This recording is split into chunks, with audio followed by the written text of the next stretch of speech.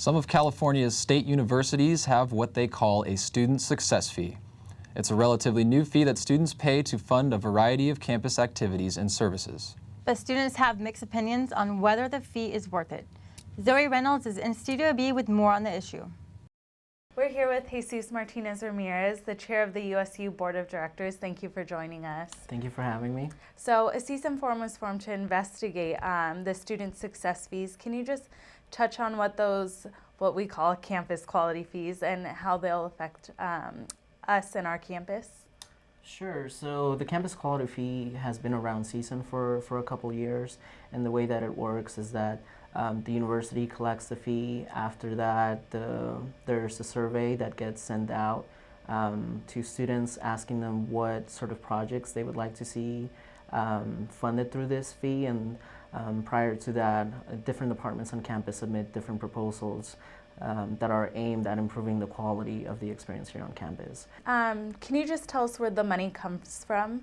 Sure. So because it's a student fee, all of the money is collected from student fees, and this is a mandatory fee that students pay, and then that gets collected by the university. Who decides how the money gets spent? It is my understanding that there is the Student Fee Advisory Committee, which is composed of students and then also some staff and faculty members that review the results from the survey. That survey goes out to about 10,000 students, asking them again what sort of projects they would like to see funded, and then from there the committee reviews the applications to make sure that they're consistent with the policies that were set out that laid out what the fee was intended to be used, and then based on that they allocate the funds after the review that they comply with the standards that were set. And then you've served on the board for 3 months and associated students for 2 years. How long have you seen this as an issue?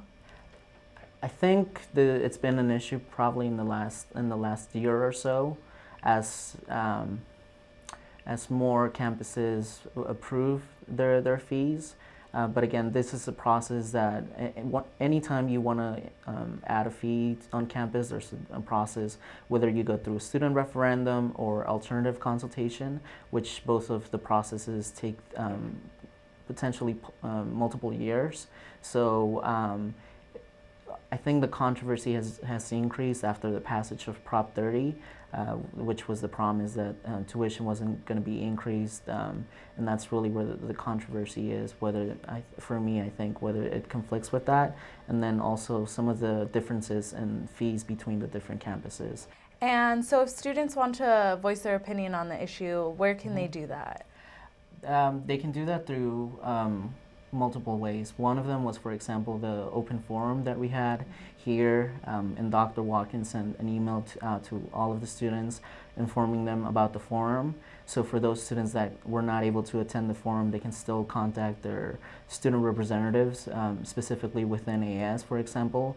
Our Vice President, Talara Alexanian, is a student trustee, one of the 2 student trustees in the CSU system, and she is also the student representative on the task force that was created to analyze the fee. So they can contact her, so they can come to the AS office, they can email her as well, and then they can also visit the website that the Board of Trustees have created specifically for student fees. Great. Yeah. Well, thank you so much for joining us. Thank you for having me. Now back to you guys in the studio.